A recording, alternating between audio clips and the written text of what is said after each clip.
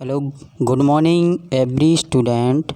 देखें, आज हम आज चैप्टर लेके आए हैं 10th क्लास का पहला चैप्टर। इसको पूरा कंप्लीट करते हैं। थोड़ा देखेंगे कि जो रासायनिक अभिक्रिया हैं वो कितने टाइप्स की होती हैं, इनके बारे में हम पढ़ेंगे। तो देखें, हेडिंग जो हमारी है वो दी गई है रासायनिक अभिक्रिया के प्रकार।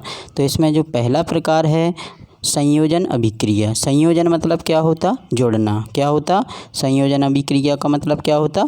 जोड़ना। अब देखें, इसे हम देखेंगे वह रासायनिक अभिक्रिया जिसमें दो या दो से अधिक देखें ध्यान से, दो या दो से अधिक अभिकारक क्रिया करके, यानी जो अभिकारक हैं वो क्रिया करके क्या बनाते हैं? एक उत्पाद का निर्माण करते हैं। तो उसे क्या कहा जाता है? संयोजन अभिक्रिया कहा जाता है। ठीक है, कन्फर्म हुआ। देखें, एक बार और देख लें। जब दो या दो से अधिक पदार्थ क्या करते हैं? आपस में अभिक्रिया करते हैं, अभिकारक क्रिया करते हैं, तो क्या बनता है? एक नए पदार्थ का निर्माण होता है। उसे हम क्या कहते हैं? संयोजन अभिक्रिया। संयोजन का अर्थ ही हमने देखा जोड़ना होता है। एग्जाम्पल के थ्रू हम समझेंगे।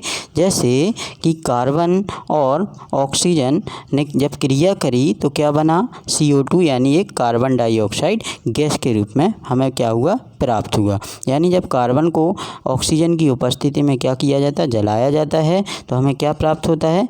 कार्बन डाइऑक्साइड, जो क्या है? एक गैस है। ठीक है, क्या है? गैस है। अब देखेंगे इसमें क्या हो रहा। यहाँ पे हमने ये देखना है कि संयोजन का मतलब हमने देखा था जोड़ना। तो कार्बन और ऑक्सीजन क्या हो रही? जुड़ रही। यहाँ पे दिखाई दे रहा, कार्बन और ऑक्सीजन क्या हुई? जुड़ी है आपस में। तो क्या दोनों जुड़कर क्या हो गया?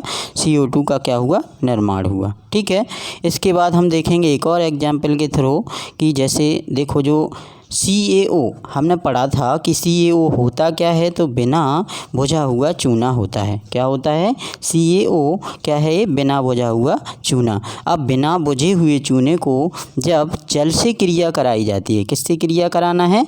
जल से। तो जल से जब क्रिया करता है तो क्या चूना कैसा हो जाता है? बुझ जाता है। और साथ में क्या होती है?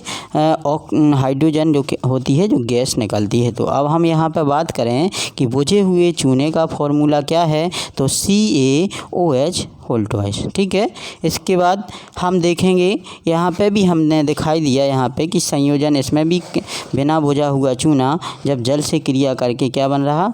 नया पदार्थ का क्या हुआ? यहाँ पे ऐड होकर जुड़ा हुआ है। ठीक है, अब हम देखेंगे नेक्स्ट रासायनिक अभिक्रिया का प्रकार जो देखें, दूसरा है वियोजन अभिक्रिया। क्या है? वियोजन अभिक्रिया।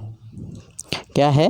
वियोजन अभिक्रिया। अब हम इसे देखेंगे। वियोजन का मतलब क्या होता? अपघटन। क्या होता? अपघटन। अपघटन मतलब टूटना। ठीक है, यानी वह अभिक्रिया जिसमें एक अभिकारक टूटकर क्या करता? दो या दो से अधिक उत्पाद का क्या करता है? निर्माण करता है। उसे हम क्या कहते हैं? वियोजन अभिक्रिया कहते हैं। इतना समझ में आ गया। अब देखेंगे कि एक अभिकारक हम पढ़ चुके, और अभिकारक के बारे में हम फर्स्ट वीडियो में पढ़ा था हमने कि अभिकारक क्या होते और उत्पादक क्या होते हैं। तो देखें, अभिकारक जो क्रिया में भाग लेते हैं वो अभिकारक कहलाते हैं, और अभिकारक से मिलके जो नए पदार्थ का निर्माण होता है उसे हम उत्पादक कहते हैं या उत्पाद कहते हैं। ठीक है, तो यानी कि यहाँ पे क्या है? CaCO3। अब हमें देखना है CaCO3 है क्या? तो कैल्शियम कार्बोनेट है। क्या है?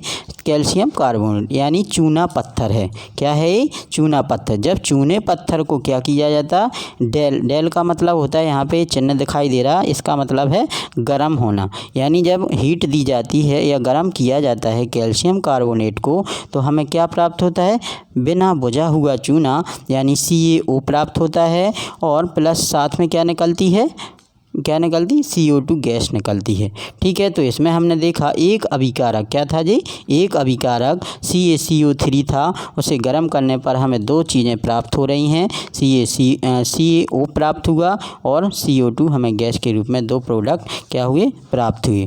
ठीक है, तो ये यहाँ पे क्या हुआ? वियोजन हुआ। ठीक है, अब हम देखेंगे तीसरा प्रकार यानी रासायनिक अभिक्रिया का तीसरा प्रकार जो क्या है, विस्थापन अभिक्रिया। क्या है, दिखाई दे रहा है यहाँ पे, विस्थापन अभिक्रिया। क्या है, विस्थापन। अब देखो इसे हम एग्जाम्पल के थ्रू, विस्थापन मतलब क्या होता, देखो जब इसमें जो कम क्रियाशील धातु या कोई भी पदार्थ होता है उसको क्या किया जाता है, अधिक क्रियाशील धातु या पदार्थ उसको क्या कर देता, कम क्रियाशील को विस्थापित कर देता है, यानी एक स्थान से दूसरे स्थान पर भेज देता है। ठीक है, जैसे हम समझेंगे यहाँ पे Zn मतलब जिंक, ये कैसा होता है, सॉलिड मतलब S से प्रदर्शित किया गया।